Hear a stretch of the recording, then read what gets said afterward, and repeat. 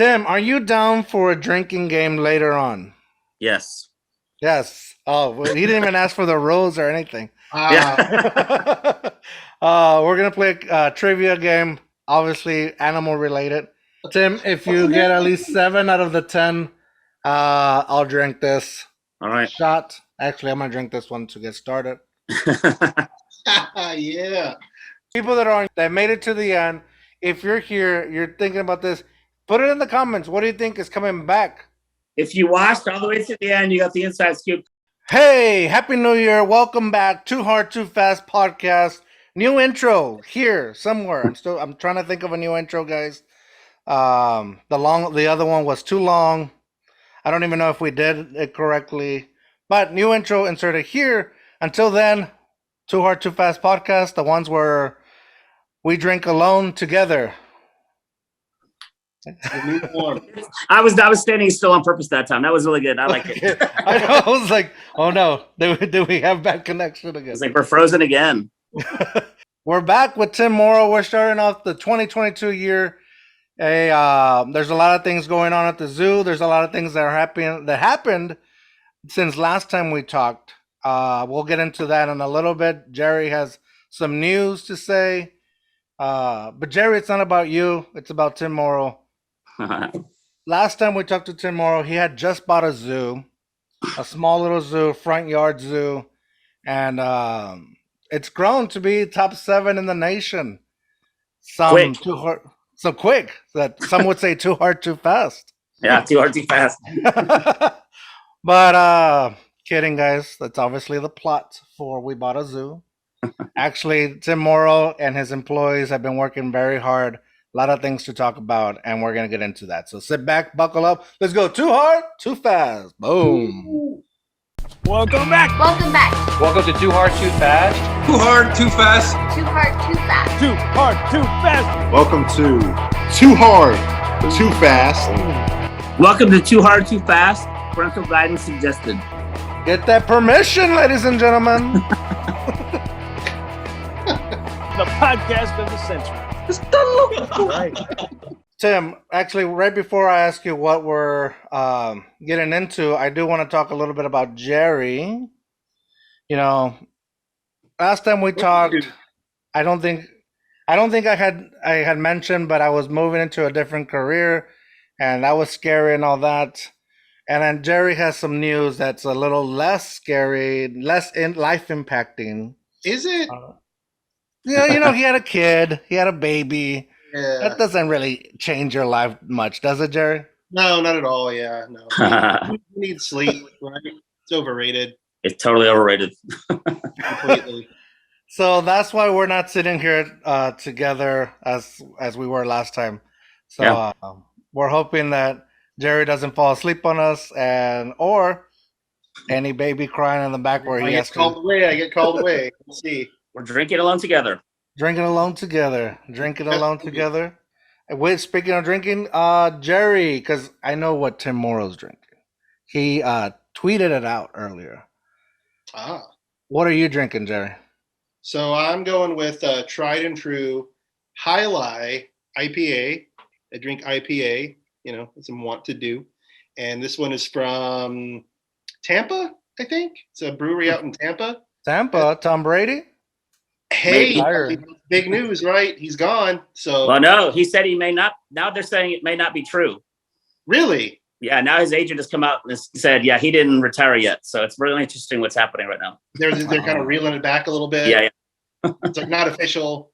I mean, Tom Brady is such a control freak. He's probably mad that it leaked. So he'll play one more year just so that he can be the one that controls the message at the end. It came out kind of unceremoniously. I was kind of shocked the way it came out. So, no announcement or anything. Or he's doing it so he can go back to the Patriots and retire as a Patriot. I don't think he's doing. I think he wants to stay where it's warm. I would. Yeah, I don't blame him. We're also recording right before the Bengals play the Chiefs. So obviously this podcast has some ties to the Bengals, CJ Uzama and Alberto. Obviously both been on the show. And I just want to say thanks, guys. Really appreciate it. Really appreciate it. Thanks. But I'm rooting for you. Should I mention I'm a Chiefs fan now? You're a Chiefs fan? Are you? Oh, jeez. Well, I mean, I'm diehard Dallas Cowboys since I can remember as a little child. But my dad was a diehard Chiefs fan, born and raised in Kansas City. And actually, we lived in Virginia the first 6 years. So I have no idea how I ended up a Cowboy fan living in whatever they're called now because they don't have a name. Raised by a dad who liked the Chiefs, and I end up liking the correct team, obviously, with the Dallas Cowboys, America's team. America's team. I grew up. Fireworks should go off right now. We should have some fireworks effects. Yeah. We me and my brother, we grew up Cowboys fans. We still are Cowboys fans. He works for the Bengals, and so that's how we ended up like supporting the Bengals. Yeah. He lives up there, going out there. It's like I fell in love with Cincinnati, and Yeah. he lives on the Kentucky side, but that whole area where he lives, dude, I love.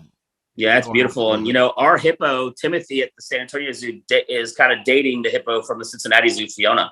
That's we have a lot true. of connections and ties there. I just saw that you guys had a Timothy tattoo sighting. Yeah. Our That's first perfect. Timothy tattoo. There's a lot of Fiona tattoos, but this was the first Timothy tattoo that we had seen.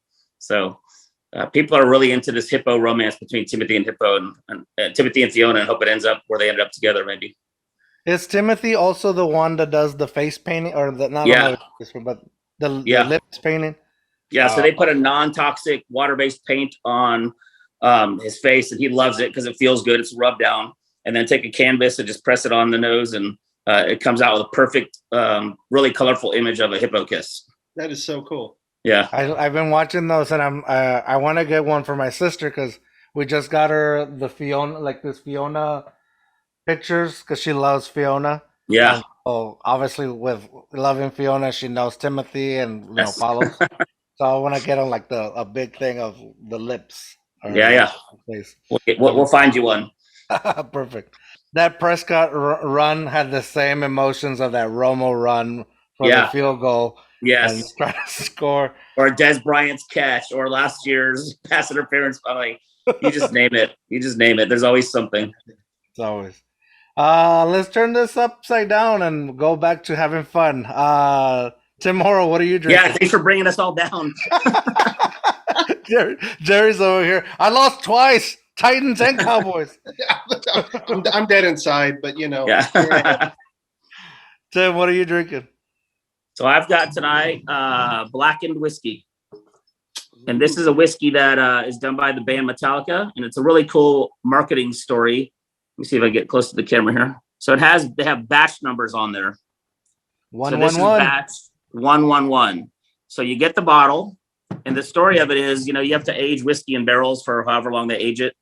And wherever they're aging this whiskey, the whiskey listens to Metallica music the whole time. So it's listening to the sounds and reverberations of Metallica songs. And in each batch, one of the band members picks the batch and picks the music set list that this whiskey is going to be aged to its whole life before it's bottled. And so I looked this one up, and it was by Robert Trujillo, the bass player. And then you can look it up and see the songs that were picked that this listened to over and over and over. And then you can enjoy that music while you're drinking too, if you want. You can listen to the same music, take it home. You take that whiskey back where it was born and drink it with the music it was raised to. Well, I would think it would just be one on repeat, right? I mean, Yeah, true. 3 times in a row. 111. 3 times in a row.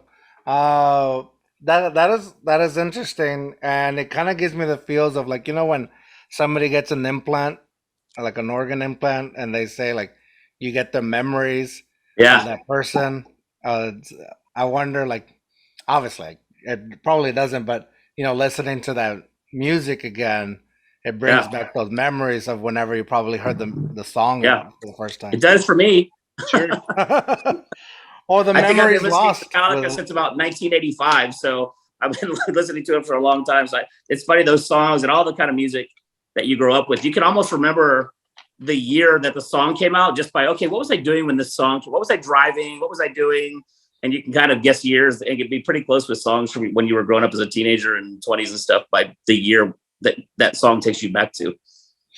I wish I had. I love music. I love listening to a whole different types of music, but I don't think I can. I can pick one song or any song that takes me back to a memory.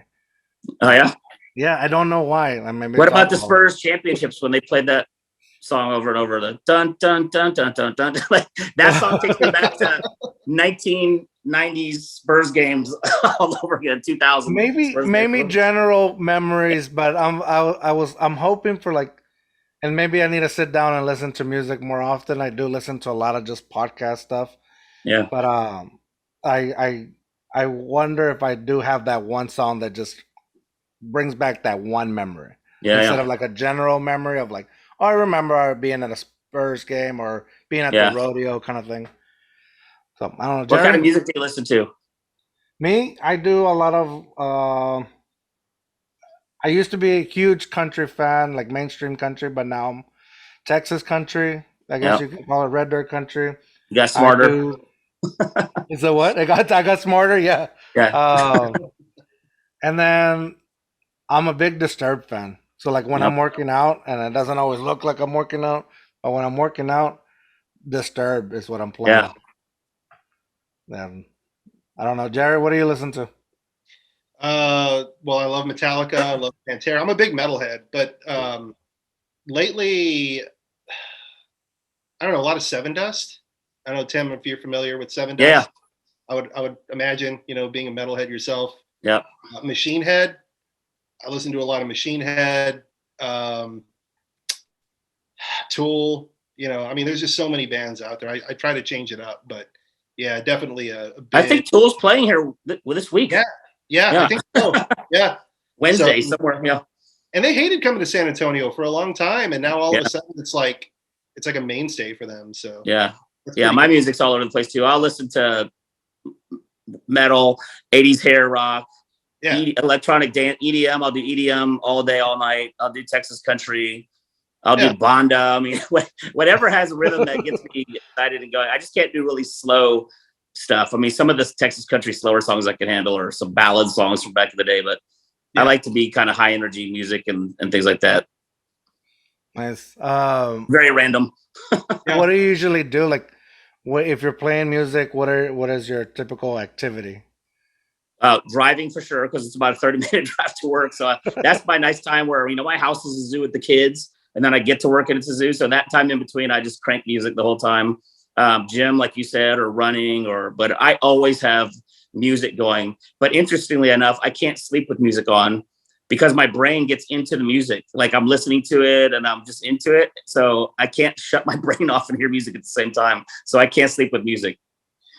So Tim, I have a question. Of all the animals at the zoo, is there one in particular that responds the best to music? That's interesting. During COVID, we brought in some of the symphony players when we were closed. They were also closed. So we brought some of the musicians from the symphony.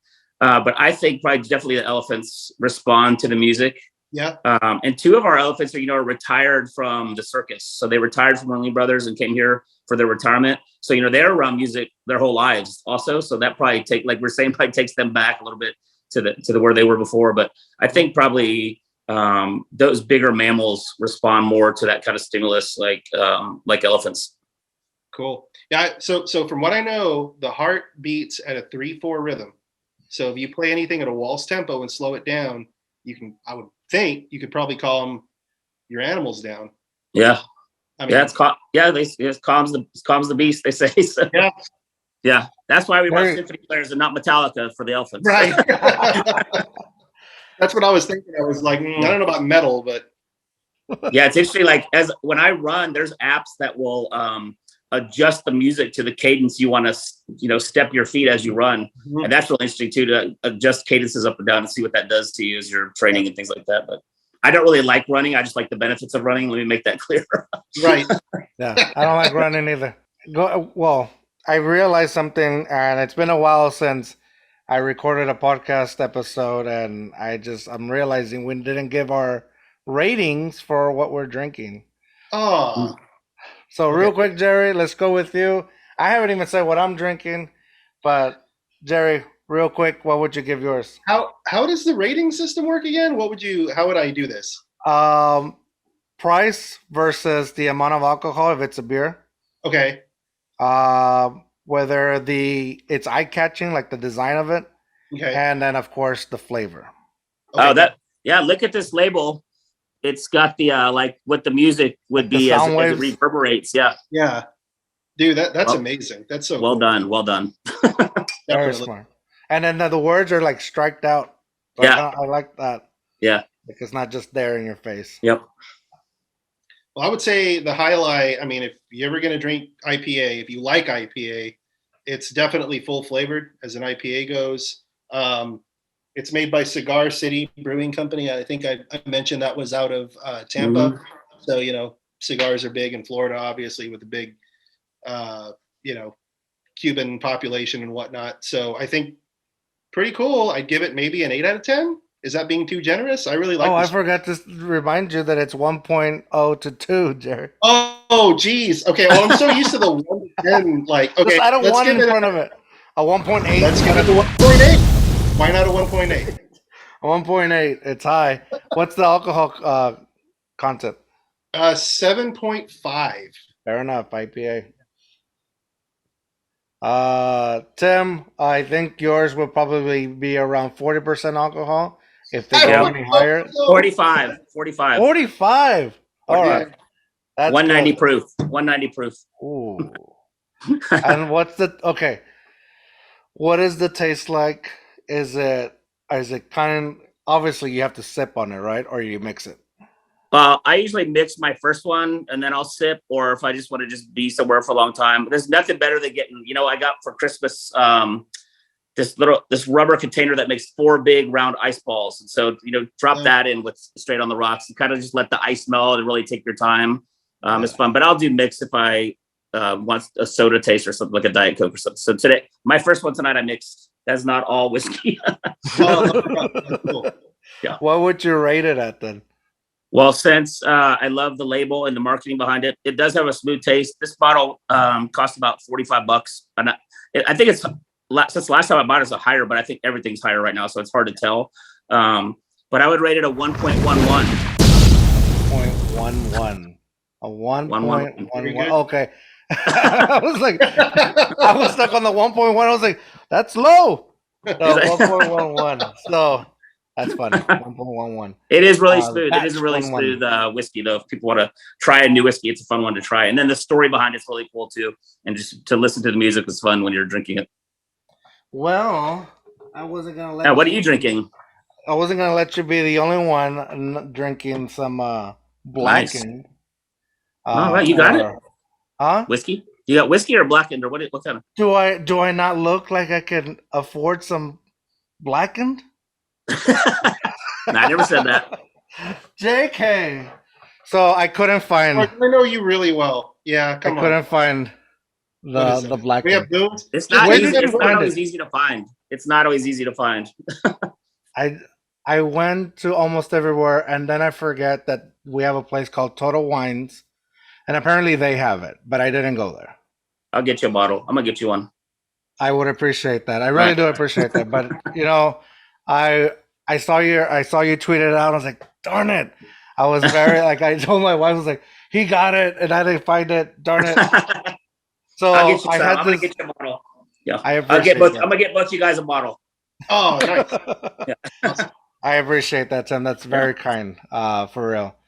But that's my funny story or my attempt. I was like, I bought this like a week ago, and I was like, hey, blackened, because it's a rum got a black rum. label. That's why I was like, that'll be funny enough. But that's not my drink of choice today. I went to go get some zoo beers. Cerveza. I was looking for those too, man. I couldn't find them. I had one today on tap at Anchor Bar for lunch. Okay. Nice. Yeah. Nice.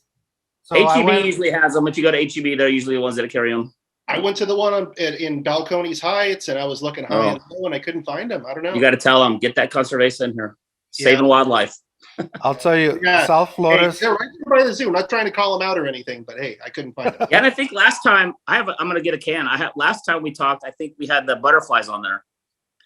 No, we had the. It was horny toad. Okay, that's what's on it there. was a I can't reptile. remember. Yeah. That was the first time they came out. Yeah, that's right. Yeah, so I went to go. South Florida's usually always has them. So South Florida's HEB always has them. That was my go-to, and I was like, dude, I got it. I'm gonna get there. I'll get it, and then and I call them zoo beers because my brother always calls them zoo beers. He's like, That's what I call them. yeah, he's like, he calls me up. He goes, send me more of those zoo beers. So I didn't find them, but when I was there, I found this other beer that I've been trying to look for forever, and I'm very excited to try them. It's they're supposed to be like the Saint Islla or Isla Saint Brewing from here in San Antonio, Yeah. and it's called Rojo, but only because Big Red made them change their name. It used to be the Big Red beer. Oh, It was supposed to taste like Big Red. So Gosh, I'm excited to try them. Rojo. The only thing, which it's already getting points off for this, it's a 4-pack, and it costs as much as a 12-pack. Wow. And they're not even 16 ounces; they're 12 Wait. ounces. You said it costs as much as a 12-pack? Yeah, they're like $11, $12, like a cheap 12-pack. Yeah, but okay. What's the alcohol content? 5.5. All right. Tell us how it tastes. Let's hear the All right. rating. I'm gonna go get Yeah. a conservation can so we can show it again. I'll be right back. Do it. All right. All right. So first sip, Isla Street. I don't know if it's Isla Street or Isla Saint. It's probably Street. Isla Street Rojo.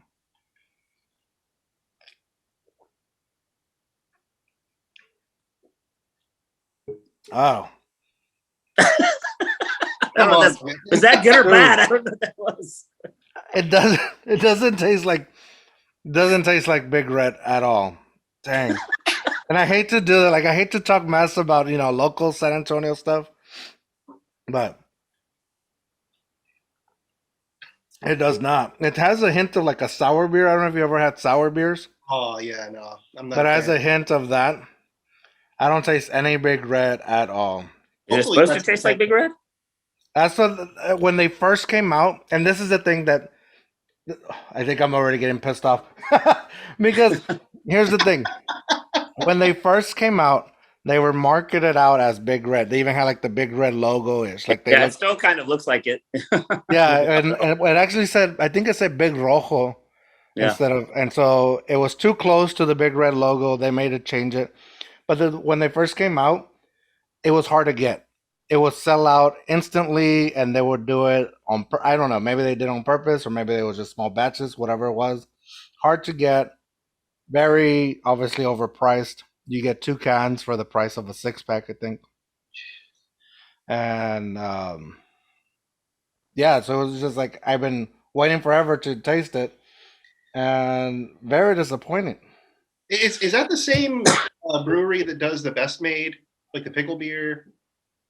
I'm not. No, I don't know which one that is. I know Martin House does one, and somebody else does it. But no, this is here in San Antonio. I don't think I've ever had another beer from them. So maybe they can be atone, as we would say on the Mandalorian. But no, I'm gonna go 1.3, and that's generous, I think. Sounds I like think it. you need to have some more sips first. Maybe a little bit early judgment. Yeah, maybe. Yeah, maybe. Yeah. Maybe after a few more, I'll be a little happier with it. But They all taste great after a few more, yeah, as long as they're cold. Yeah. I'll put it over here just to still give them. I feel bad, so I'll give them a little more showcase. But I brought one of our free tails over too. Here's our horned lizard. Hey, there you go. Yeah. there it is. Now that's a good beer, and I'm not just saying that because you're here. Yeah, it is a good beer. Well, we tried to pick something that was really drinkable, so it's just a really easy blonde ale that year round you can drink that. No, I enjoy drinking those. Obviously, my brother always calling me up for more. He's a fan. Good. All right, so let's move forward because I'm getting angry. I'm getting very Get him angry. off. Just get him. Change the subject. Listen, we're moving. We're gonna go too hard, too fast. Tim, are you down for a drinking game later on? Yes. Yes. Oh, well, he didn't even ask for the rules or anything. Yeah. We're gonna play a trivia game, obviously animal related, and then if I'm gonna have Gerry Try it out and I'm being guess an voluntold. answer. If you're wrong, Jerry, you get to drink. Tim, if you get it wrong, you get to drink. Either way, I'm drinking with both of you, so I'm really winning. I like how we don't have to drink. We get to drink. Get to drink. Yeah, you get to drink. It's a good excuse for all the wrong answers we're going to give. Tim, if you get at least 7 out of the 10, I'll drink this All right. shot. Actually, I'm going to drink this one to get started. Yeah. But I'll drink Now we're another cooking. one. Now we're cooking. Now we're cooking. Now I'm going to forget all my questions. All right. So, Tim, last time we talked, you guys started the Pantera Walk. How's that going? That's incredible. The Jaguars really enjoy it. It connects to what people have seen as our Jaguar area for the last few years, 10 years or so, to the place where the Jaguars used to be. So it connected two habitats together, gave them over 100% more space. But the coolest part is watching those Jaguars walk over that walkway, and they just sit up there and watch people walking under them, which we kind of thought they would, because naturally in the wild, they're predators. They're, they'll be up in trees, they'll be down by riverbeds to hunt and things like that. So we've created a lot of natural opportunities for them. So that's really cool. And, Texas A&M San Antonio actually is the presenting sponsor of that, because their mascot is the Jaguar. Yeah. So it worked out really cool. So it's called Pantera Walk, presented by Texas A&M San Antonio. But the walk is so big and long. That's where I got my master's from. All right, good job. It's a great school. They're doing great things. Like, I learned a lot about that school through the process of working with them on this sponsorship. It's pretty amazing what they're doing with a lot of kids, first time in college here. Same with UTSA, like 40% graduates are first time college. I think it's really neat what these universities are doing for San Antonio. But we could put 2 Jaguars out at once now instead of just rotating. So it's been a really great exhibit. And then we took that whole area and rethemed it to like a South American fishing village called Neotropica. And, we do a lot of conservation work down there. This fish print behind me is one of our projects that I'll explain later with Project Selva. But so we really rethemed that, or themed it, never had a theme to it. So now you feel like you're walking through this kind of Peruvian or South American fishing village back in time. And it's a really good looking area now that's fun for people to explore and experience. So the reason you wouldn't put 2 Jaguars out at the same time was, would they fight or yeah, something? so in the wild, they live solitary lives until breeding season. So the male will smell a female that's ready to breed, for God, I don't know how long, far away, and they'll come together for breeding, and then he leaves. And so if they encounter each other outside of that period, it's a fight. And so our 2 males would definitely fight. So we have a male and a female. When we are all accredited zoos breed based on recommendations by our association. We're not just breeding cats like you've seen in some movies recently or some Netflix series. We breed really responsibly. And so we'll put them, if the association says we would like some cubs from the 2 that you have, then we'll start putting them together at that time. And then if they say, okay, well, we're going to bring in a different female to breed with your male. So there's a lot of movement within accredited zoos of animals to keep good genes and good bloodlines. For our goal is really for the next 100 years to have good genes and good bloodlines to carry that species in the care of man while they're disappearing in the wild. That's amazing. Yeah. And so how long did the Jaguars know? How long until the Jaguars knew that existed? And how did you get, or at least introduce it to them? Yeah, well, they were gone during construction. They went to a zoo, like I think in like North Dakota or something. And that zoo was really smart. They made it their summer attraction, like come visit the Jaguars for a limited time. But it was really hard to find someplace to put those because, we were coming out of COVID and a lot of zoos were shut down for long periods of time, 2, 4, 6 months longer, and had to let staff go. So a lot of zoos didn't have staff that could manage extra animals. Most zoos don't have extra holding for extra animals, much less Jaguars, which takes really serious containment. But we sent them off on vacation, and then we did the construction. They came back, and we thought they'd go right up, but we did entice them a little bit by putting some meat down the walkways and things like that. But as soon as we opened that door, the first one was straight up on that walkway and exploring. And it was really fun to watch them see these kind of new spaces that they have to explore. Because, think about all the construction workers that have been in there and all these new smells and all these areas too, that even in their past area they were in, which we remodeled that too while we're doing it. So they really enjoy exploring that now. And you see a lot of our Jaguar videos on social and in the enrichment we do with them, that they really like those areas. They're beautiful cats, beautiful big cats. And that's, people ask me all the time, what's the animal you're most afraid of at the zoo? Jaguar. Also respect it the most because of the same reason. Are they just like? Sorry, Joe. Sorry, man. No, I was just curious. So there's a bunch of big cats at the zoo, right? You've got Sumatran tigers, you've got African lions. Yep. What is it about the jaguar that makes them more feared than other big cats? I think it's, you think about lions in Africa, they hunt in prides and they're out on this big savanna and they're real strategic hunters, the way they move in on herds of whatever they're doing. Tigers, live in jungles. They're solitary also, like jaguars. But that's what I was wondering. Tigers are more solitary too. And yes. Big, so, yeah, lions are the only big cats. I mean, the cats that are in groups like that, most other cats are solitary. But the jaguar, one, is just so beautiful. Two, it used to be right here. You think about it, it used to live right here where we are. So imagine we had jaguars still. And then just the amazing things it could do with, you watch videos of them, jumping in and underwater, catching crocodiles in the water and pulling them up into a tree to eat them. I mean, they're powerful, and they're super smart, and they're ambush hunters. And it's just really incredible species to watch the things that they're able to do and know their strength and their pounds per square inch of their jaws, one of the highest in the animal world. It's just a really amazing apex predator that has been created. And the fact that it was right here and that it's still, you go to the border of Mexico, there's jaguars 3 hours south of the border. I mean, they're not far away from us either. If you think about it, people think about these kind of cats like, oh, that must live in Africa or something. Like, no, they live in Mexico. And right there's there. one been spotted coming back and forth recently in recent years into Arizona, kind of moving back up into that region. So it's just really cool that it's that close and that impressive of species all the way down through South America. I think I'm super interested, definitely, like in jaguars. Recently, and not to bring it back to like the Bengals and stuff, but like recently, Or the I've Jaguars. or just like because like my son has been like more interested in the Tigers because of the Bengals, because he sees like everything that goes with that. I've like looked up a lot of stuff for him, and I didn't realize. And correct me if I did some bad fact checking, because we don't do this on Too Hard Too Fast. But so apparently, a tiger is stronger than a lion. Is a tiger stronger than a jaguar? I think, well, that's a good question. Well, tigers get a lot bigger. I mean, we have Sumatrans, which are the smallest of the tigers.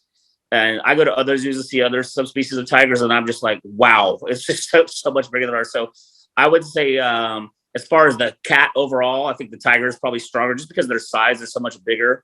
And the size of probably prey they're taking down. Jaguars are kind of dealing with smaller prey, but the strength of the jaguar's jaws and its ability to climb trees and pull prey up into trees and things like that is really impressive too. So I wouldn't want to see those two go at it with each other, which is why they probably live in different parts of the world on purpose. Yeah. Here's something to think about. Everybody calls the lion the king of the jungle. It doesn't live in a jungle. Lions live on savannas. That's true. The tiger lives in a jungle. So it's always interesting when people say the lion is the king of the jungle and it doesn't live in a jungle. So there's your thing to think about tonight. Oh yeah, I wonder why that came up. That's so weird. Who knows? In the medieval world, they actually considered beavers fish, and you could eat them during Lent. That's a fact. Yeah, that's interesting. It swims. Find that right? Hey, loophole. Yeah. I heard a story that some guy raised a hippo while he was a baby or whatever. Like he rescued some hippo, raised it, and then the hippo mauled it. I don't know if that was just like an internet meme that went out, or if it was a real thing. Well, when I see people like, walking with tigers or lions or those kind of things, and I'm like, I know how this story is going to go end. And it's, they're still wild animals, and you never know what it's going to be that triggers that wild instinct back in a species again, like a noise or a quick movement or whatever it is. So not a good idea. And you don't see that at predators like ours. Like we don't go in the same space with hippos. We don't get in the same space with big cats or anything like that. We always have a barrier between us. So some of those places you see, like, we got a confiscated tiger last year. Bexar County Sheriff confiscated a tiger and a bobcat out of somebody's house. And there was a couple tigers around town. I think 2 were found here and 1 in Houston, but A lot of those guys that have those tigers or gals, whoever has those tigers, they'll, take out the canine teeth and the claws, really disservice to the animal, because it can never be back with other animals. But that, they try to look macho with their pictures of tigers, but they've really taken away all the ability for those cats to be a cat. So it's really sad what happens with those in those cases. Damn Carol Baskin. So when you take one of those tigers in, can they be acclimated to like the zoo life? Yeah. So we took the tiger and the bobcat, and I mentioned earlier that we control the breeding of species. So we also are very concerned about clean genetics. And so when we bring a tiger in from a rescue, we don't know if that was inbred. We don't know a lot of things about it. So often we'll work with sanctuaries and other places like that to place them, and that versus we could do DNA testing and all those kind of things on it. But in that case, we didn't have room for this tiger. So we just moved them to other places that can do a DNA test if it's a accredited facility, or if they want to move it to a sanctuary. Often the sanctuaries will call us and offer assistance and help. And we had a couple reach out to us and things like that. So they're much better lives than they were, living in this person's garage or wherever they were holding them. That was not appropriate for it. And even with monkeys or chimpanzees, like you hear like people getting mauled off I've never understood. Like, yes, I was a fan of the Tiger King, like watching it. Yeah. But for me, I don't understand how somebody just wants to have that kind of animal. Maybe it's for the Instagram life, the show off life. Yeah, that's what it is. It's ego. Yeah. There's people that have those animals that I'm sure love those animals, but it's not always loving them the right way. So it's more detrimental to them. Yeah. Versus, I don't know. Weird. Way to bring us down again. I was just saying, why do we keep going down this road? What is wrong? It's because you're mad at your beer. I've never seen anyone be mad at a beer before. I guess so. I've never seen anybody mad at a beer before. Oh man, that is true. Okay, no more bringing us down. Put it down. Just put it down. But let's talk about this, because I really want to ask you about this. I'm going to bring it down again. The rhino. Is it the black rhino that's extinct? There's a few species of rhino that are extinct. The one that's in most peril right now which is going to blink out to zero, is the northern white rhino. There's only 2 left. And so really interesting story. Our zoo, I don't know if you've been, but we have this giant sculpture of 3 rhinos. One's standing on its 4 legs, the other one's on its back, and then there's another one on top. And it's called The Last 3. And it was really sculpted after the last 3 northern white rhinos on the planet. Yeah. Well, and so you've seen like images of rangers walking with AK-47s next to rhinos. That's these last 3 northern white. They protect them walk with them 24 hours a day. That's how close they have to stay to them. Wow. But zoos and other conservation. But does that ruin I guess if they're both males or both females, I guess. They're both females that are left, and it was a dad, a daughter, and a granddaughter. But the zoos and kind of conservation groups knew that species was going extinct decades ago. At some point the math doesn't work. Here's the gestation period. Here's what's left. Here's how many babies they could have. It's not going to make it. And so zoos have been collecting semen from any of the males that were still around for, the decades before this. Well, artificial insemination is part of responsible zoological work.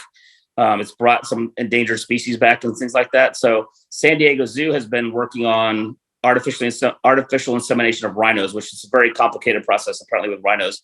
But they've had, I think, 2 successful births of southern white rhinos, which is the species that we have at our zoo. And if they keep being successful, they've gotten eggs from these last 2 female northern white rhinos. They've already combined the semen and the egg and have eggs growing, and they've cryo-frozen them. Once they figure out, okay, we're really confident with the insemination of southern white rhinos, at some point they'll take those eggs that are cryo-frozen, and these southern white rhino females will become surrogate mothers to bring that northern white rhino back from zero. It's Jurassic Park story, but those eggs that are now cryo-frozen that they've been able to get will bring that species back at some point. Then the question becomes, where do they go? Where do you put them? Because people have this grand image of or idea of what the wild is. It doesn't really exist anymore. Most of these animals are living on conservation lands grants and things like that, with rangers guarding them 24 hours a day. And there's just not wildlife. So you got to find a place for them and those kind of things. But really cool science working to save kind of endangered species and stuff happening around the world. But northern white rhino is the one right now that's down to 2. But I think we've lost like 5 subspecies of rhinos already. And you mentioned tigers earlier. There's some species of that. There's like 400 left in the wild. So the humans are just consuming the planet. Taking away the land, and then you have conflict with tiger coming into your village or elephants coming into your, stomping all your farms and things like that. So a lot of groups working. You really have to work with the local population. It's not just the idea of like, you're gonna go in there, put fences up and save the elephants that are in the fences. Those elephants are going into people's farms and destroying them. So you have to work with the local population and educate them, and then find ways to help that animal human conflict. And that's really what conservation is about now. Getting smarter is working with the local communities, because they have to have buy-in. If they don't have buy-in, nothing you do is going to matter. So you can't just throw money at a problem. You got to work with those communities. Is it mostly an urbanization thing then? That's the big problem? That's a big part of it. Poaching is a big issue, and you'll hear stories if you're watching any kind of animal sites or anything. You'll see like 3 rangers killed in whatever national park last week, or firefight, because poaching. The rhino horns are big money. Ivory on the elephants, big money, and so it's second to like drugs as far as the cash that moves back and forth across. And it's funding wars, it's funding drugs, it's funding all kinds of things, and it ends up in countries that consume those things. And these false beliefs that rhino horn will help me heal this or do this for me, and so that's going to take a long time. So it's a combination of all these different things just getting magnified as humans just really take over and consume the planet. So this fish print behind me is Project Selva, what we work on in the Amazon. Talk about working with communities. So there are some indigenous groups in the Amazon down there that we work with. And what happens is, and we've been saying this for years, which is interesting, like we've been saying, they don't deal in cash and contracts. They've kind of lived like they've always lived, day by day. And if some illness came through the community, the miners or loggers will come in and say, we'll give you the medicine if you sign over the rights to your indigenous lands, and we're going to mine and log it. And what are you going to do if you're going to lose your whole group? Right. And so what we do is educate those groups, don't ever sign contracts. We're going to supply you with a constant supply of money. So like one of the groups we work with is the Bora. They make little hand carved goods out of balsa wood. We buy it and we sell it in our gift shops. So we tell them, if you want us to buy 5, we'll buy 5. If you want us to buy 5,000, we'll buy 5,000. But call us if you ever need to. When we have it, so in order to get to these groups, we had to buy a boat. So we have a boat on the Amazon. Then you have to have a staff to go do it. So we have a staff in Iquitos, Peru, which is in the middle of nowhere in the Amazon. And so that staff does that with the Bora group. And when COVID hit, the Bora have some aspect of what they do is tourism. So people will come to see their traditional song and those kind of things. All of a sudden, everybody was just gone. And they're like, where is everybody? What's going on? And we were being told not to go in the city, and trying to explain a worldwide pandemic to an indigenous group, not easy.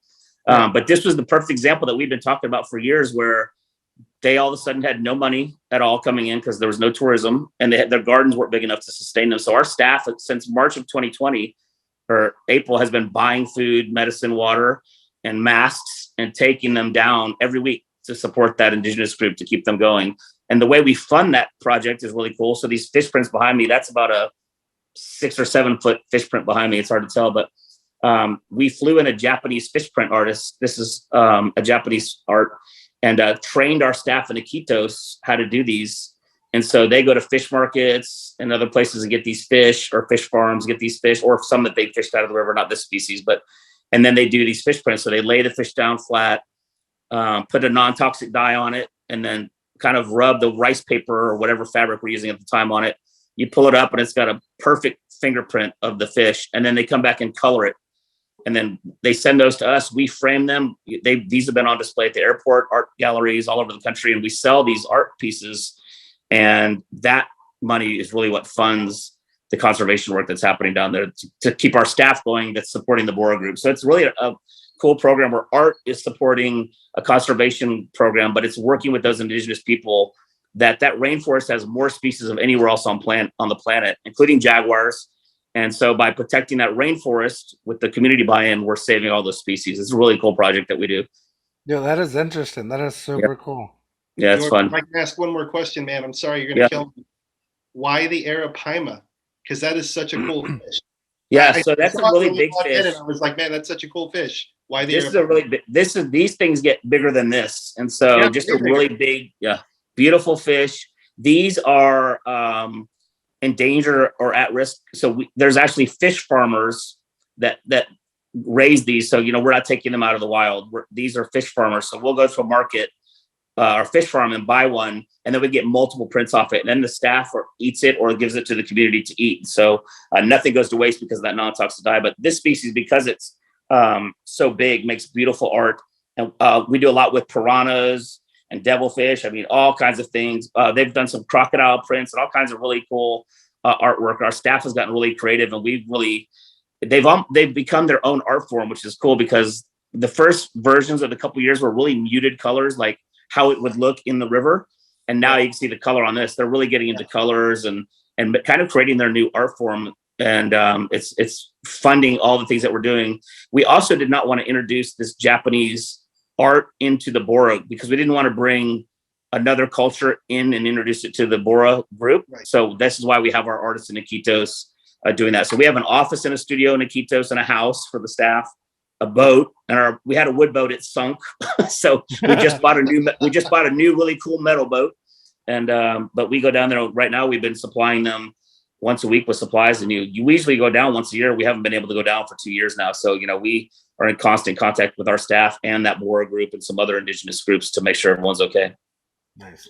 Gerry, don't apologize for asking a question. That's why we're here, man. Hey, man, I don't know, man. I got sucked in. Yeah, but I'll make it a 4-hour podcast if you're not careful, because I got a lot to talk. We're doing a lot of stuff here that people have no idea we're doing. Like, people have probably no idea that the San Antonio Zoo is doing this project in Peru. And what's really cool is Texas A&M San Antonio just joined us on this project to help protect jaguars. Roger Williams Park Zoo up on the East Coast, Rhode Island, is a partner of this on us. And then Moody Gardens in Galveston just came on as a partner. So we're gaining partners and gaining support to really help this program and spread it throughout that Amazonian region. Awesome. And you know what? Speaking of that, like people not knowing about what the zoo's doing, I can see like they know a lot about new attractions at the zoo, or like when it's Zoo Bash, and I said that wrong. Boo Zoo. Zubu, Zoo Lights. Zubu, yeah, and so they know those, but when there's like I reposted something that you guys did at the end of the year, or at least it was reported at the end of the year that you guys let those what was it, frogs? Yeah, the horn toads. Was it horn toads? Oh no, it was Puerto Rican. Puerto Rico. Toads. Yeah, Puerto Rico. Yeah. So what was it again? I cut you off. Puerto Rican crested toads. Yes. So I posted that and I was like, dude, that is amazing work. Yeah. And it gets, if they wouldn't, I think it was San Antonio Current or somebody that covered it. It. And if they wouldn't have posted, I would have not known. And it's not seen very often. And that's what I think it's important, because like we talked about last time you were here, some people have mixed feelings about zoos because they feel like, oh, the animals are mistreated, or why are they kept in these places, but they don't understand the stuff that you're doing with these animals while they're there, and the conservation efforts that you're doing. And obviously now, like we've talked about many times, the education that goes in with it. But like I was talking to people from work, and they randomly ask me about my podcast because they think it's weird that I have one and all that, and I do it. And that you yell at beers on it. Yeah, and I get angry at beers. But because at work usually I'm very like quiet, conservative. But if my you ask Gerry, and I'm nowhere near quiet, and I'm surprised to hear you say that, honestly, because you're nowhere on the spectrum. No. So they think it's like super weird that I have one. First of all, and when I tell the people that come on here, it's like, dude, people that come on here are top people. Also they're my friends other times. Not Gerry, not bringing you down. Oh yeah. I'm saying, some of the guests, I've been lucky to have you, like to meet you guys. But anyway, so I was telling them, I have Tim Morrow on this weekend, and I explained to who you were and what you do, and all like we last time he was on, we talked about Pantera Walk, and like, what is that? I'm like, dude, you don't know. So it's just weird certain things, but it's not just because of you guys or not.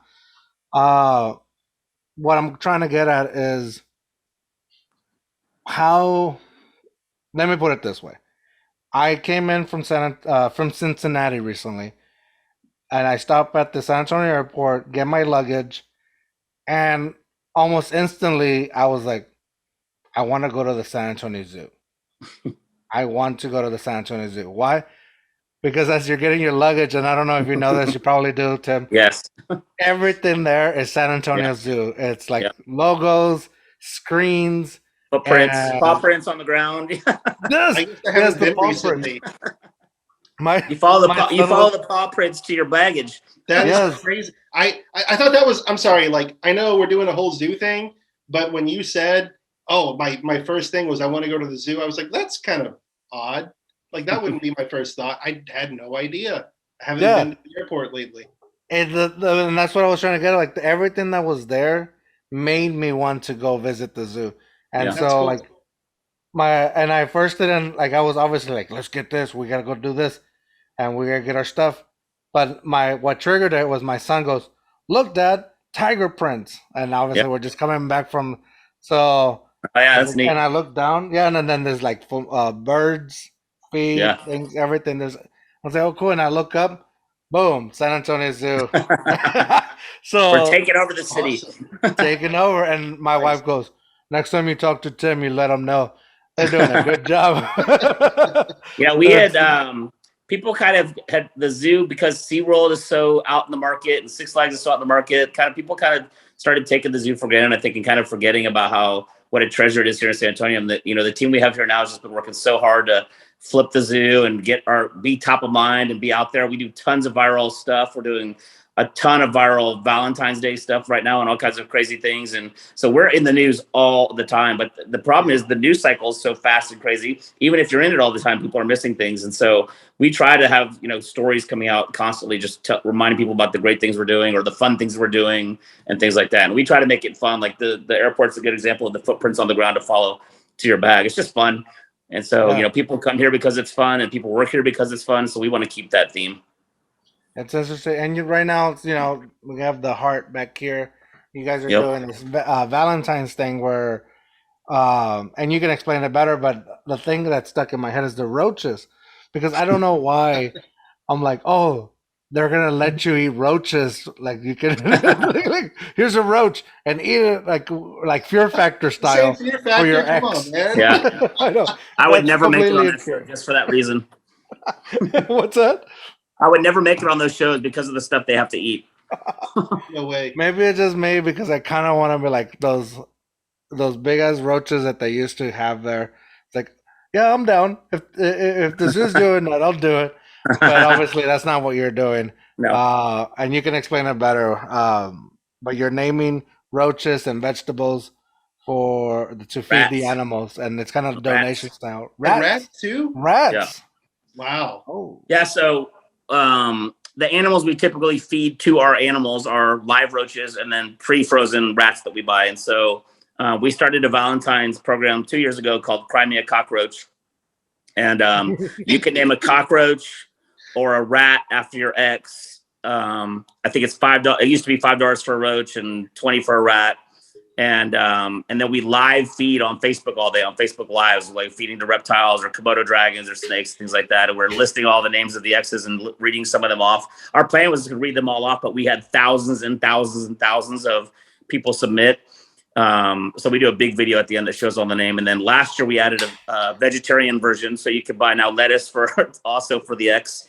And so that's a really fun campaign. That campaign has raised $100,000 for the zoo over the last 2 years and gotten international attention. I've done interviews in England, Africa, Canada, all over the world about Cry Me a Cockroach and this fun campaign that we do to name cockroaches. And then for the lovers that are really happy during Valentine's Day, we have this beautiful 5-course Valentine's dinner in the underwater hippo cave. So you're right by Timothy and Uma with this candlelight dinners and champagne and wine and a great dinner and a violin player or something. There's always entertainment. And then we started, thinking, well, what about all the people that are single and don't have somebody? So let's do a singles event. So last year we added a singles event. We're doing it again this year called Meet Your Next Ex. So it's a singles party night. There's animal Valentine's, animal love trivia. There is all kinds of fun, a DJ, food trucks, a really fun event for singles. And then we do some really fun tours for people to learn more about basically the sex lives of animals and things like that. So we have something for everybody on Valentine's, whether you're in love or bitter or by yourself or whatever. And so, but that Cry Me a Cockroach has been really big for us. It got a lot of attention and spurred a lot of donations. And it's interesting, last year, 85% of the people that bought names were women. And so I was doing an interview once and the person was like, well, what does that say about women? He's totally trying to get me in trouble. Right. So my answer was like, well, maybe it says more about how the men have been behaving. So I weaseled my way out of that question, but it is really fun to do. And we have, we'll do a map where all the names came from, and it's all over the world. We get names from all over the planet to put in here that people are bitter at their exes. That's so cool. That's fun. So, kind of a quick side note. So I know the Lori exhibit, they only drink nectars, so they don't really eat anything. Can we do a drinking alone sort of deal with Too Hard, Too Fast? You want me in there with the Loris? I know I'm putting you on the spot, but I think that, I don't know, it just kind of. No, you can go sit in the Loris. We'll do the next one. You sit in the Loris and do it. Let's do it. There you go. That sounds funny. That sounds funny. I like that idea, Jerry. That was really. I think there's something there, Jerry. Don't be afraid of the birds, man. Come on. We could just be in 3 different parts of the zoo doing it. There you go. Man. Well, I mean, like we've talked about, we should definitely do this in person. Like, I really wish that this was in person. Yeah. And it's not. No, for me, it's not really the whole what's going on.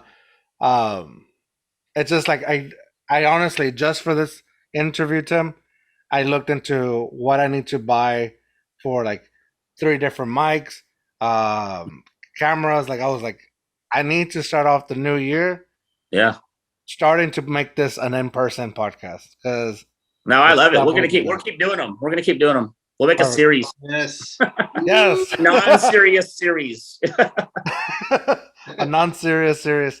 Yeah. And especially because we need to drink that Blackened together. Yeah.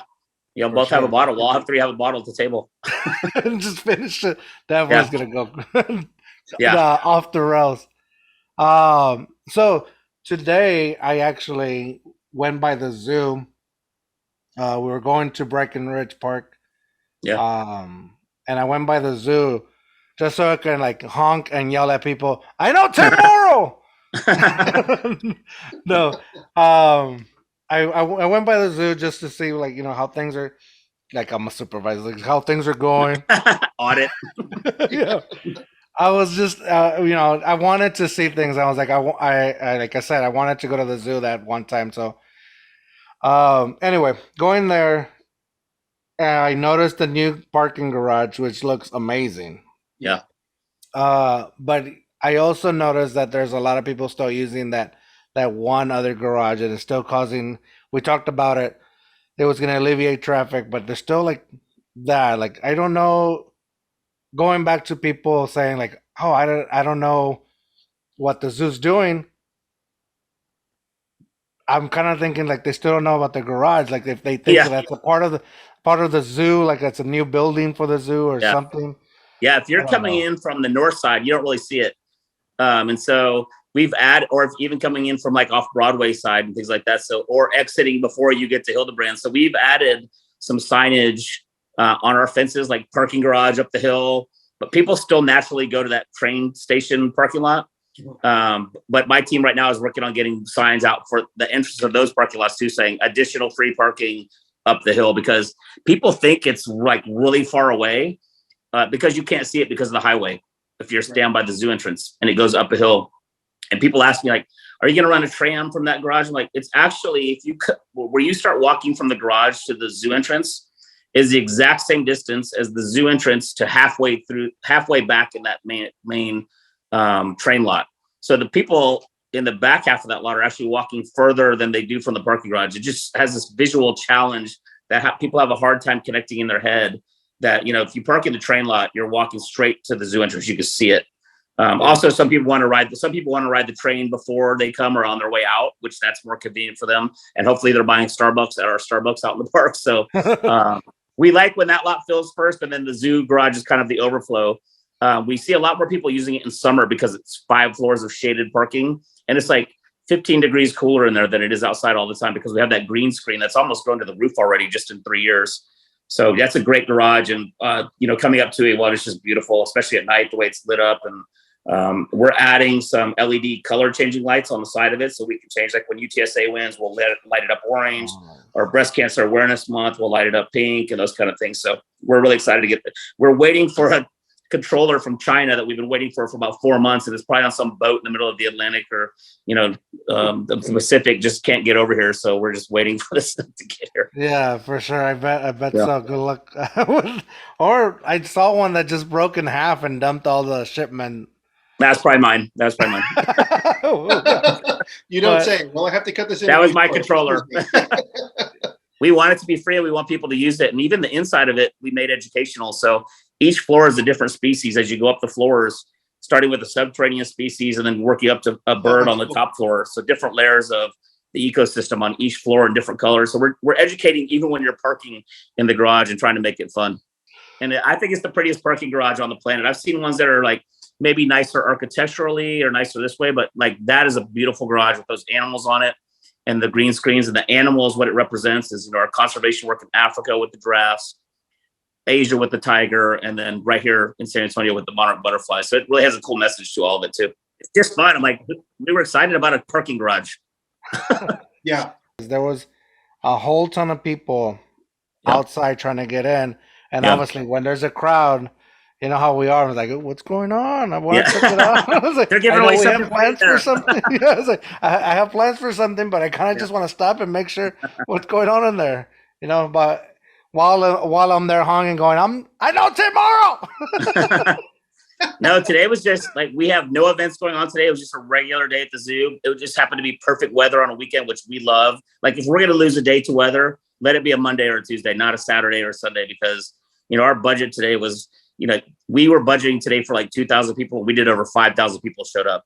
On a weekday, we might budget for, you know, 1,000 people. And if it's a rainy day, like last week was pretty cold and miserable. We were doing like days. One day when it's that first really cold day, we did like 56 people and closed early. But people have really fallen in love with the zoo again and they're showing up. But that entrance you're talking about is a really good example of what we're working on. So the entrance is literally 15 feet from the curb of the street right now. So people end up standing like in the street.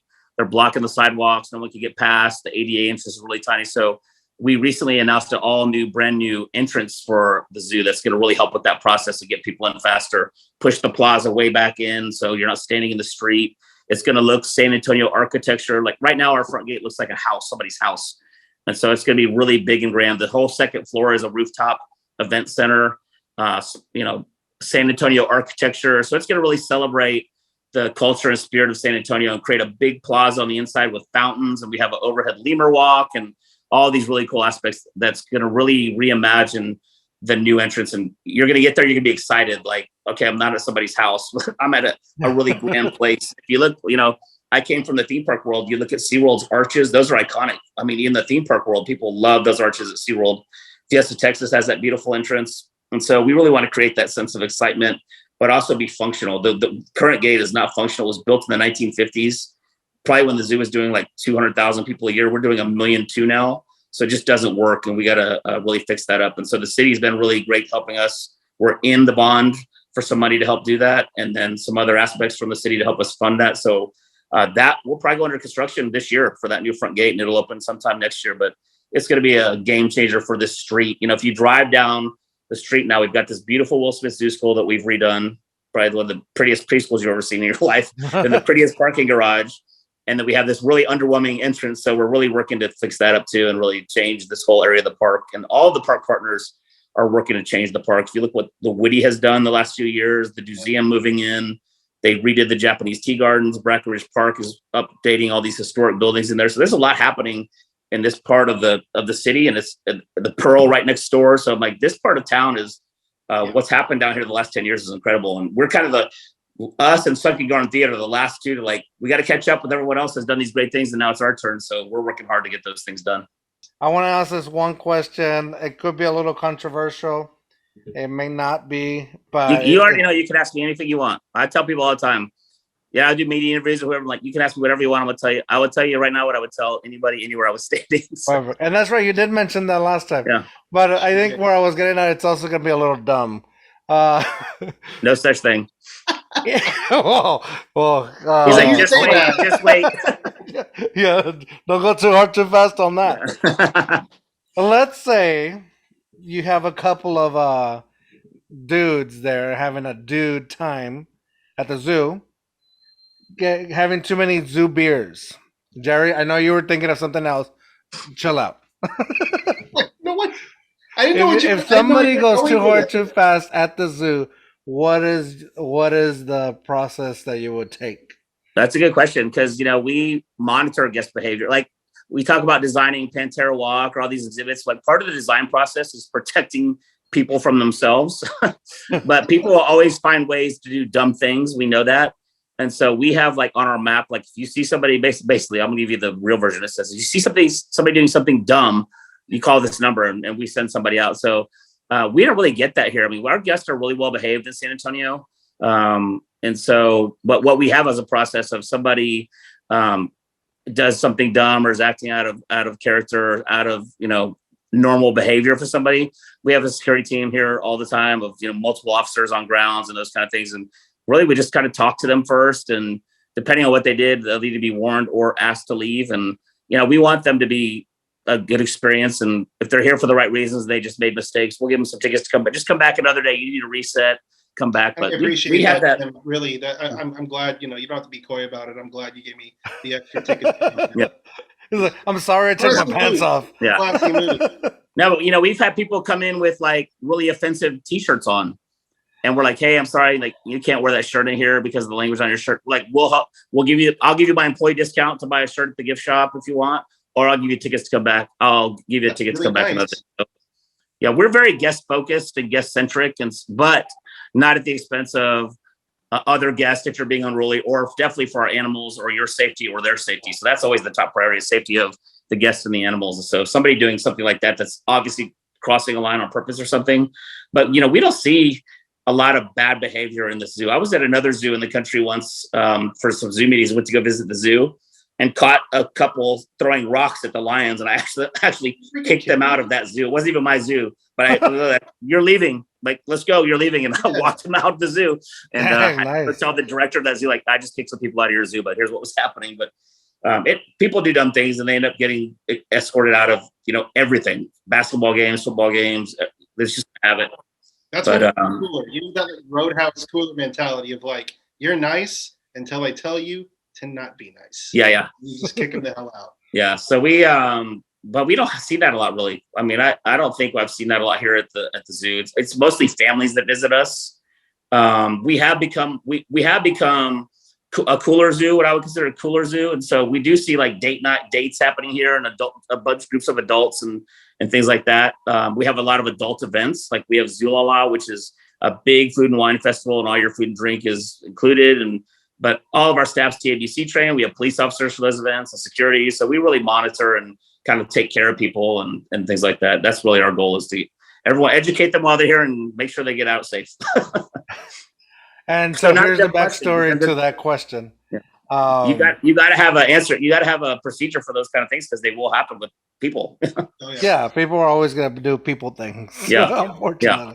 Well, and the prices that the zoo charges and theme parks and basketball games for beers, I tell people all the time, like, if somebody's drunk at the zoo or at a theme park or the game, like, they were drinking before they got here, or they have snuck something in or something. Like, they did not spend that much money to get drunk.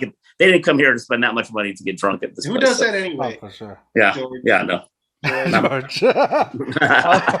Well, that's what I'm trying to say, is that there's a backstory to this question. Like I said, when I went Is somebody in trouble? Not yet. No, I'm just kidding. We went to Breckenridge, like I said, and we're at this like playscape area that's right next to the zoo. Yeah. AKA the perfect ingredient for a tetanus shot. Yeah. And so Oh, I we're know what you're walk- talking about. I know what you're Yeah. talking about. Yeah, so my son's running around, and we finish in the area, and we're walking away, and I look at towards the zoo, and I saw cameras there, and I told my wife, would it be funny if I go up to the camera, lift my shirt, and do this move to the camera, and then tell Tim Morrow, Go "Hey, get the tomorrow-" video. Yeah, I was like, tomorrow, can you please just go check that out? I would have got that video for us. I would have had that. We'd be playing it right now. Oh man, I wish we would. I should have done it. I know the playground you're talking about, and they're working to. I talked about how they're working to fix up historic places in the park. That's one of them. I know exactly what you're talking about. It's a very long, skinny building. Yes. It's pretty interesting, but everything in there is. I was like, I don't know how we didn't find a needle or cut ourselves on something or something, or the floor just walked through. They're working on that. But when I got to the park, I was like, what is that? How do they? That doesn't meet any standards that I've ever been aware of for playgrounds. So. Yeah, before my son went on there, I was like, hold on, let's just make sure before you climb that ladder, it's safe. That little corner of Breckenridge Park has some really cool buildings. Like the big building right next to that is the boathouse. They used to do speedboat rides up and down the river right there. So if you look where you are down into the river, there's two big boat bays. And that area of the river right there used to be where people swam. It was a big spring-fed pool called Lambert Beach that people used to swim at. And then they used to do movies. They project movies up on that building. So that was a really activated, and paddle boats used to be along the river there. This used to be a really activated part of the park. And it's just become super run down and kind of forgotten about. And so the Breckenridge Park Conservancy and the city and all of us around are redoing those buildings, working to get those buildings redone and the river walls fixed. And that building, the building you're talking about is this really long, it used to be the bathhouse. So where you swam, you'd come up to that long building and it was a bunch of separate little rooms where you'd go in and change out of your bathing suit into clothes. And that's why it's that long, skinny building. Yeah. So the challenge now is like, what do you do with that long, skinny building? Because it's really cool architecture from like the 40s or 30s, but a really odd building to put something new in. So, but that stuff's going to be really cool for San Antonio when they redo these old buildings. That would be great because I was really just thinking like, man, and I didn't even know the history of it. Like I was just like, how do you let something like this get like this bad? Like, and Breckenridge is known. Breckenridge is known as a well-known park. It's our central park for San Antonio. Yeah, exactly. One of the things right now that this area is trying to redo is Sunken Garden Theater, which has done awesome concerts since the 1930s. And last summer Snoop Dogg played there and stuff. So, but it's like this worn down. It was beautiful in the 30s, probably for 50 years, and it's just got worn down and forgotten about. And so, on the bond and some things that are happening right now, they're trying to redo that theater and really make it a world-class theater that you come down to see concerts at. But they got to work really tight with the community. We're a really tight area down here, so we have a lot of neighborhoods really close to us, and there's a lot to consider whenever you do any project. There's a lot of communication that has to happen because a lot of people get impacted by everything you do down here. Yeah. Last controversial question right before the trivia. Shaquille O'Neal is lying. He never visited the San Antonio Zoo. He may have visited, but he has not visited every zoo in the world, or whatever he said, the zoo in the country. No. We all know Shaq makes stuff up. Yeah, he makes stuff up. So Shaq recently in the media said he's visited every zoo in the country. He may have come here, because he's from here. He went to Cole High School right across the street at Fort Sam and those kind of things. But not that we know, but we do want to talk to Shaq. We're like, hey, Shaq, we're doing some really cool things at the zoo, building some new things, like help out your hometown zoo. So we would love to get in contact with Shaq. And I am literally working behind the scenes to get in contact with Shaq. But he does love animals. I know he loves animals. And I know he loves San Antonio. And so I think at some point we'll connect with him and get him hopefully engaged with San Antonio Zoo and help us out. But that story was funny. He also said that the gorillas think he's the gorilla when he goes to visit. So he's just funny. I mean, he's just a funny guy, and he's really fun to watch on TV now. Yeah. Shaq Attack. There's something there. Shaq Attack at the zoo. Yep. So he may have visited when he lived here. I don't know, but there's no way he's visited every zoo in the country. I mean, there's hundreds and hundreds of zoos all over the country. So big and small. There's no way he visited every zoo in Texas. No, that I guarantee that. Not even that. Yeah. I don't even know how many zoos. There's 20 plus zoos in Texas. So there's no way he's visited all those, but it's a funny story, and it brings attention to accredited zoos, and that's okay. But and his hometown thing to say, get him re-engaged. Yeah, and Shaq is obviously bigger than life, and of course he's gonna say, every zoo in the world. So, Matt Bonner Prove from the it. Spurs. He has a podcast also called Spurslandia, and I literally texted him after the article came out. And I was like, "Do you have direct contact with Shaq?" So he's a buddy of mine. We got to get him on. We got to get Matt on this podcast because he would do it. He is one of the most down to earth, humble, great human beings on this planet. That he would love to do it and support you guys. Oh man, I would love the support. Yeah. All right, we'll work that out. Next time around, we're gonna have Matt with us. We'll be the four of us. We'll do Matt with us too. Do it. Let's get into some trivia. So again, drinking trivia. All right, let me load We've up. done this a few times on the podcast. Each time, George, how many questions? What can you at least just 10 questions. 10. No, but I mean, how many do I have to get ready for? I need to like mentally prep. 10. 10? Do 10. Okay. And I can do 10. There's 10. Wait, before we start, I have to. Okay, so I run a zoo, but I'm not. I didn't grow up managing animals. I just want to set that record straight before we start.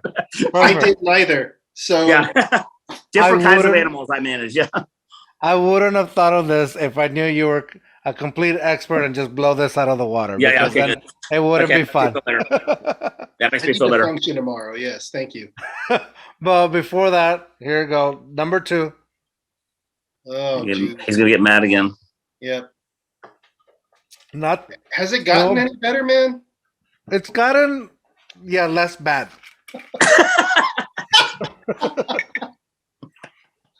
as you reach for the hard stuff. Tim, 7 out of 10. I'll drink that one. All right. But hold on. Oh my God. Too hard, too fast. All right. Just because I'm putting you guys on the spot, I want to make sure that you guys don't feel like you're the only ones. Okay. No pressure. No pressure. Let's do this. Question numero uno. Starting off easy. And this is Gerry. You answer first before Tim. Is that the way it's always going to work, or just this? Yeah, because obviously I feel like Tim's going to know a few of them. I wouldn't bet on that. Fair enough. Which mammal is known to have the most powerful bite in the world? Is it? It's not multiple choice. I just have to say a random mammal. Yeah. No multiple choices. Just call it out. So I think I know the vertebrate that has the most powerful bite in the world, and that would be the Nile crocodile. But mammal? Wait, hold on, Gerry. What did you say? Vertebrae? Like something on my back? Yeah. Don't worry about it. It's fine. We're moving on. Mammal that has the most powerful bite in the world? Just go ahead and drink.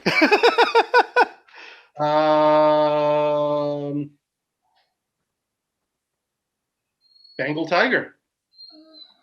Okay. Why Tim? not? You had to reach Jaguar. Why not us? I think it's Jaguar. the Jaguar. Jaguar, Bengal tiger. The actual answer is the hippopotamus. Oh, geez. So, do you drink now? Cheers. All of us. Oh, everybody drinks. Everybody drinks. Cheers. Alai.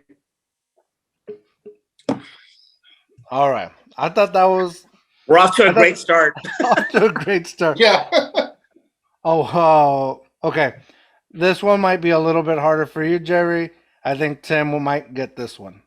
Okay. Baby. He's lost confidence already after one question. Yeah, I think I might be done. Maybe Tim will get this one. What object does a male penguin often gift to a female penguin to win her over? Pebble. Tim? Yep, he's right. Cheers. It was a pebble. I drink alone. Well, I mean, you don't have to. Can I, in solidarity? Yeah, we'll celebrate with you. All right. There you go. How long is an elephant pregnant before it gives birth? Gerry. It's got to be longer than, I'm going to say 18 months. Tim? I think he's right. 18 months. It's 18 to 24, somewhere in there.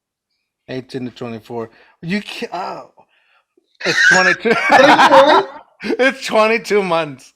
Oh, close. Okay. Drink it up, Gerry. One of my Oh, life man. concepts is be positive and vague. Yeah, it could be between 1 and 0 or Yeah. 1 and 100. Well, that's one of the reasons why elephants are in such bad shape with some of these big mammals is the math just doesn't work. The slow reproductive time just doesn't work for math. Yeah. Just takes way too long. Yeah. All right, so we talked about flamingos last time you were on. I think, Tim, you're going to get this one. Why are flamingos pink, Jerry? Because on account of the shrimp that they eat. Wrong. Incorrect? Incorrect. Krill. It's the krill. Oh, come on. Wait. Uh-oh. Because of the diet of algae, shrimps, and crustaceans. That's the krill, yeah. Well, All right, we'll call that a tie. That's a Yeah, tie. Oh, yeah, they're I feel like crustaceans. all of you got it right. Yeah. Both of you. No one said anything about algae, but krill, they're crustaceans. Yeah, I think both of you got it right. So far, Tim has 2, Jerry. Well, it doesn't matter how many you have, but you've had. I mean, come on. You Dude, definitely I've won, one, not to toot two. my own horn, but I've won a lot of bar trivia, okay? It's 2 and You've 2. been there for some of it. I've been there. We did win that one time. We did. Very drunk skis. Yes. 2 and 2. Both of you have 2 and 2. That one was a tie. I think I feel like I should drink on that one too. That was not good. Well, sure. Oh, why not? Right? I feel like I got to look up the definition of krill now. They're But they're crustaceans, right? Yeah, Yeah. probably. I don't know. Is this too hard, too fast? We don't check facts. That's the beauty thing of it. Okay, so this one, a dog, not a zoo animal, but a dog sweats through which part of its body? Pause. Tim? Mouth. It is the booty. Just kidding. It's the paws. Pause. Good job. It's the paws. The paws. I was thinking of the panting and the drooling. Well, see, and that's a weird question because I was always told like a dog doesn't sweat. Yeah. All right, How doesn't did you count, know that Jerry. answer? How did you know Doesn't that count. answer? Throw it away. How did you know that answer? I know a lot of random crap. I swear you can talk to my wife and she'll be like, dude, how do you know that? And I'm like, I don't know. I'm gonna be quiet. I'll go to the next room. Well, see, funny. Well, the thing is, when I first asked him the first time you were coming on, I asked Jerry because I knew Jerry knows a lot of stuff about random stuff.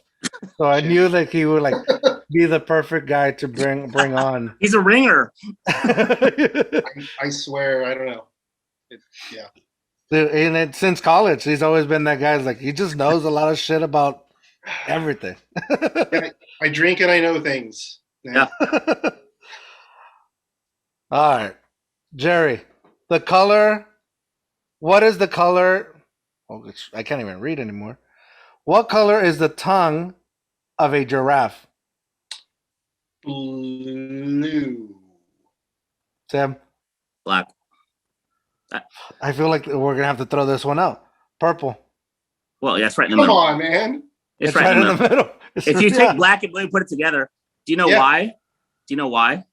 Why it's purple or blackish? Yeah. Why? They spend so much time eating leaves off the trees that it's a sunscreen for them. It's to prevent sunburn on their tongue. The coloration prevents their tongue from being burned by the sun. Do their Tim, tongues you know- hang out most of the time, or No, they're just constantly always- eating leaves off the trees in direct sunlight in Africa, so that coloration keeps their tongue from being sunburned. Fair Wow. enough. Tim, do you know why alligators are so ornery? Is this a joke? No. Because they got all them teeth and no toothbrush. Another interesting fact about giraffes' tongues: their tongue is one inch long for every foot they are tall. Really? Holy moly. So a 19-foot giraffe has a 19-inch tongue. That's crazy. I saw that video of the kid Yes. like holding up the Yeah. little, like, stem and then like He it picks just them up. picks them off the ground. Yeah. Yeah. That's amazing. No, they're strong. I mean, they're strong. All right, so I've lost count of how many I've asked. 1, 2, 3, we threw two out, so I think we're at 5. Let's go. We're at 5. Okay. I know Tim. Okay, are we counting the giraffe one because? Yes, it's Yeah, we a got tie. that right. We both All got right, it right. so Yeah, that Tim, one's a give it, right. give it a So 10 for sure. it's a 3. You know, both of you got it correct. Like you're black and blue. I was thinking of chows because chows have blue tongues. I don't know. That's true. Yeah, Yeah. that's true. I don't know why a chow has a blue tongue. Me either. I was bitten by a chow. I really was. I have like, you can see these scars. I have scars right here. You can't really see them here, but I have a big old chunk of my leg missing from a chow. Wow. Yeah. 4th grade, I believe. 3rd or 4th grade. That's dramatic. We're just bleeding everywhere. Nice. Oh man. How long does it take a sloth to digest a meal? And I'll make it a little bit easy for you, Gerry. It's a long time. A single meal? Mm-hmm. Jesus. 72 hours? Tim? It's like a week. They come down out of the trees like once a week to poop. Yeah. Nice. It says 2 weeks, so I think both of 2 you. weeks. I'm gonna count this one wrong. No. Tim got closest without. I said like a week. 2 is like a week. Yeah. Keeping it vague. I mean, 2 and 1 are neighbors. If we were on The Price is Right, Tim would have won. He would have gotten the showcase showdown. So we go down. I talked about that Amazon project. We go down there. We usually go down before COVID once a year, and we walk the rainforest twice a day. Once in the morning with our conservation biologist, and once at night. And my conservation biologist, Dr. Fenolio, he's really a herpetology guy. So he's looking for toads, frogs, snakes. And we're walking one day, and I'm at the very back of the group, and I'm like, guys, there's a sloth right here. You guys just totally walk past the sloth. And Dante's like, there could be an elephant in the forest. I'll walk right past it because I'm looking for toads and snakes. But it's really amazing to walk in the Amazon with a biologist. The first night I ever did it with him, I wouldn't have seen one thing. And he showed me 500 different things, most of them that will bite me, sting me, or want to kill me. But after that, you start seeing things. It's really cool. I mean, the biodiversity down there is unbelievable. But yeah, we saw sloths out in the wild and sloths with babies and stuff. It's really cool to see them out in the wild. Are sloths, are they dangerous? But they can mess you up with their teeth and their claws. They got 2 big claws that they climb with. So we always tell guests, because guests always ask us, can it bite you? And our answer is anything with teeth can bite you. So yeah. So we're very those will mess you up if they want to. If they're attacking, they're faster. Are they really as slow? Because I've seen them in certain situations, but are they really if they're afraid? Are they that slow? Yeah, they're Or you slow. can be You have to be right by them to get hurt by, holding it or right by them or trying to pick it up to get hurt by them. They so are that. usually if And- somebody's getting injured, they're doing people stuff. Yes, they're doing people things. The other thing is they're amazing swimmers. They swim across the Amazon and all kinds of, they can swim. So really, Yeah, great swimmers. because they float or because they really No, they do both. it? They float and swim. That's interesting. Yeah. So that's oh wow. I went to this place here in San Antonio that's could be almost considered a Tiger King situation. I know what you're talking about. Yeah. What? And so, well, I don't want to name them, but Oh, and I don't know if I would go back. There's some coins I still have from them that I could go back to, but I didn't have the best. Oh, the people were nice. The people were nice. They treated my son. My son had a great time. It just felt weird, but there was an opportunity to where the sloth comes out, you can meet the sloth, but that I've always heard the sloth can injure you. Yeah. And so I was like, ooh, that's kind of sketch. Yeah. can I ask a question without potentially throwing a business under the bus? Just don't name it. That's not the I'll zoo. bleep it out. I told you you can ask me anything. You can ask anything. Yeah, quit asking for permission, Gerry. Hey, I'm raising my hand here. So the snake farm out in New Braunfels. Yeah. Are they reputable? Because I love that place. Yeah. I'm ignorant of what makes a place reputable or not. I mean, are they okay? Or so like, what you want to look for always is like an accreditation. Like the two big accreditation organizations in the U.S. are the AZA, Association of Zoos and Aquariums, the biggest one, and probably the cream of the crop, like San Antonio Zoo. Then Zoological Association of America, which we also have. So we have 2 accreditations, plus we're certified humane by American Humane. And so Snake Farm is accredited by ZAA. And there's a great guy named Eric that bought that place like 10 years ago. So he was a doctor up in Dallas, loved animals. He was like driving through and found out that place was for sale and ended up buying it. And he's doing incredible things to really flip that place and raise the bar from where it was. You know, it was kind of like, it has a history. Like, you know, the legend of Snake Farm, what it was a brothel connection and snakes. And so he's really elevating that to, he's now calling it the Hill Country Zoo and Snake Farm. And he's bought a lot of the property around it to really expand it and do things right. But he's doing amazing work up there. So we're big fans of what Eric's doing at Snake Farm and really flipping that place into a legitimate zoological facility. The herpetology collection they have is amazing. The snakes and things they have are amazing. And now he's making better habitats and really working through accreditation process to make the place better. So yes, it's legit. And we work with them, we help them. You know, they often, you know, all the accredited zoos work with U.S. Fish and Wildlife, Parks and Wildlife. They confiscate animals that are being smuggled in from Mexico or wherever, or illegally sold here in the United States. Eric is one where the Parks and Wildlife guys, they know to call him with if they have a collection, you know, confiscation of snakes or turtles, they call Eric. And so, and we work with Eric closely and work together on kind of those kind of things. But he's doing great things up there. So that is a legitimate place to go and visit because they're accredited. If you just look for accreditation, you can look on their website. They're going to say if they're accredited, it's going to say it, and they're going to say it. So he's one of those places that's doing great things. And I love the song. You know, they have a song, Snake Farm. Like, no, had no idea. Song, Snake Farm. So yeah. So that's his challenge. This place has this like seedy, shady history.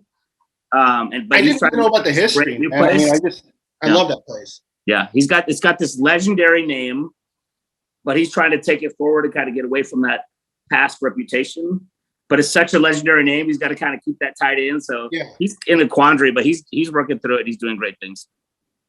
So I'm going to say my wife and I, we love otters. We just love otters. I don't know why, but we went over there and we got to pet an otter for our first time. Yeah. So that's like a really special place to us. So I'm glad to hear that it's an accredited place and we can keep going back. Yeah, he's been raising the bar.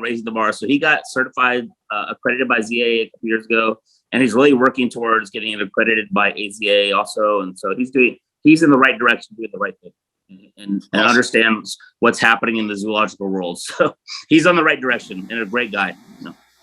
Sweet. That's cool. I didn't know that. And so I've never been there, and that's obviously not the place I was talking about. No, I know sorry. No. That's good. That's good, Jerry, because, you know, for people from San Antonio that could be listening to this, that, you know, they could have assumed that. I don't want to really throw anybody under the bus, so that's why I didn't name my place. But I like that. I'll name you the great accredited places in San Antonio. SeaWorld San Antonio, accredited by AZA. Sea Life Aquarium downtown is a great facility. San Antonio Zoo, of course. We were the first in the world to be accredited by AZA, ZAA, and certified humane. So American Humane is the one at the end of every movie. No animals were harmed. They created a welfare assessment for zoos and aquariums to assess the welfare of how you treat animals. And so we were the first. It's a funny story because we announced we're the first ever to be accredited by AZA, ZAA, and be certified American Humane. And the Fort Worth Zoo director, who's a very close buddy of mine, emails me, "Hey, no, we had our letter a week before you." I'm like, "Well, you didn't do the press conference first, so you're second." This is how Texas legendary fights are born. But so people are working to raise the bar, and I think, you know, you talked about Tiger King earlier. I'm like, that was a great example of a non-accredited facility that was doing all the wrong things. And so people only really need to look when they visit animal places that they're accredited, because often it's not good conditions. There's the inbreeding of animals. There's a lot of problems when it's not accredited facilities. Well, let's say you didn't name the one I was thinking about. So, yeah, a lot of Tiger King vibes there. What happened really to great people? Yeah, I know. We did- I was just gonna say, and true That to was in the heart, news this week. That was in the news this week. He got there was an appeal, and then a judge just gave him 21 years again, which he had 22 before. So basically, gave him the same sentence. Feels like. Yeah. So he's not getting out. Yeah. In true too hard, too fast fashion, we've gone off the rails. What's the next question? We were on question 6, and I had this one question, and now I can't even find it. Hang on. There's like a lot of easy ones that I don't want to do, and then there's like some really. We haven't got one right. We're like 100%. Yeah, right. they're all pretty hard, man. No, you've got 2 100% right. No, I think you got no. No, I don't we're know. like 50% right on all of them. Yeah, this is true. Okay, let's do this.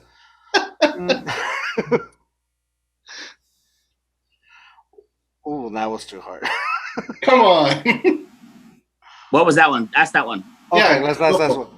What are the horns? And we talked about rhinos. What are the horns of a rhinoceros made out of? Ivory? Made of. Would they be ivory? Tim? It's the same thing as your fingernails. Keratin, right? Here it says hair. It's keratin. What? Tim, So the same thing? Oh, yeah, right. It's the same thing. Yeah. Well, okay, there goes that. That's a Which win. is what's so painful about what's happening in the world of rhinos, that they're cutting these horn. They kill the rhino to cut the horn off, and it's just keratin. It's just the same thing that your fingernails and hair are made out of, and they think it has this medicinal, magical purpose to it, and it does not. And they're slaughtering species for it. It's really sad. Is there a difference between ivory and keratin? I don't know. Yeah, ivory's different. But ivory's used to do carvings and those kind of things that has like a status symbol. You have a carved ivory, something of elephant tusk, or even a hippo tusk are made out of that. So, but the keratin or rhino horns is like, it's just hair and fingernail, the same thing. It's the exact same thing. And there's cultures that believe that they have medicinal purposes, and it's going to take generations to remove that. Like literally, the Chinese government has just recently said, okay, we're not going to include rhino horn in insurance coverage. Like you can't buy rhino horn in your insurance anymore. Like just recently, I'm like, in the last year or two, it's going to take generations to change that concept of what that stuff does, because it does nothing. Jeez. Well, I mean, I didn't want to throw Jerry on. Way to bring us down again. Yeah. Good job, George. I didn't want to bring Jerry, or I didn't want to throw Jerry under the bus. I don't want to, nail him to that cross. Do. But Yes, you do. apparently, when he was trying to get pregos, he drank from a rhino horn. Somebody told him, that was going to be the fertility thing to do. Yeah. Thanks for the wedding gift, by the way. Really appreciate that. I'm kidding. Don't do that, people. Don't do people things. No, not suggested. Did not. It doesn't work, guys. It doesn't work. Doesn't work. Okay, there we go. Why are we still bringing everything down, guys? Bring it up. Let's bring it up. Here we go. Actually, look, I think by this point in time, Tim, you're not going to get the 7 correct. So, Tim, I want you to answer this question correct, but also if you can answer it with the joke I'm thinking of, Okay. I will drink this shot. All right. Jerry, what is the only mammal that can't jump? The only mammal that can't jump? I don't know the joke. Time so I can think about this one. So the only mammal that cannot jump is the man. I know it now. African elephant. Nope. Okay. It can't be the blue I got whale. it. I got Don't it. say blue whale. 'Cause they can't jump. I got it. Answer with the joke first. Get your shot ready. It's the white man.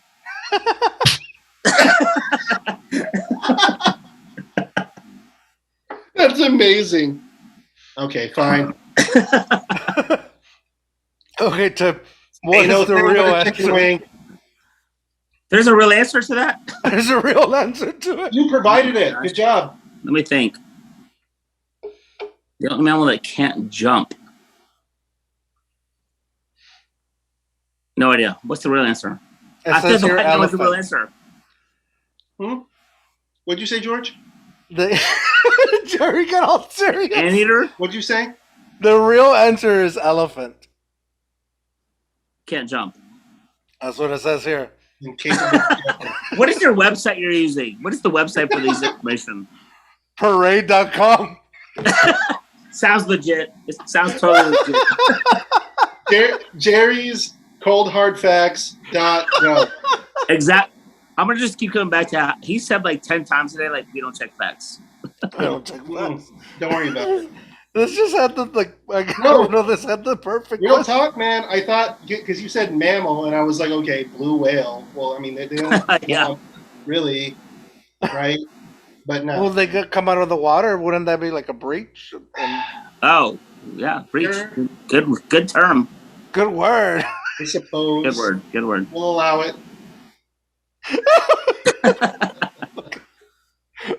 All right, last question. I think this is number 10. Oh, okay. We still got more going. Great. Let's go. All right. What animal is the tallest in the world? Jerry. What animal is so from like tail to head, tallest? Is that what you're saying? Tall means high, I believe.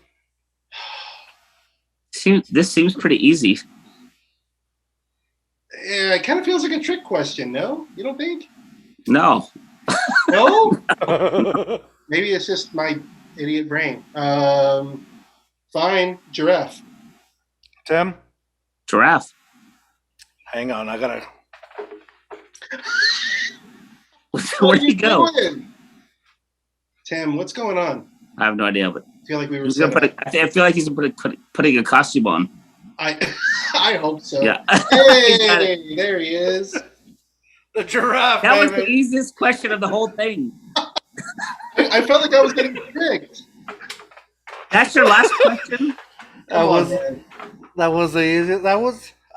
I mean, you guys did pretty bad. That was. Not a how much wood could a woodchuck chuck, nothing like that. You want a real one? I mean, that's what I had. Yeah. That was the lamest question you asked. Okay, Yeah. I only did it because I had the giraffe. A true showmanship. Okay, this one would have been.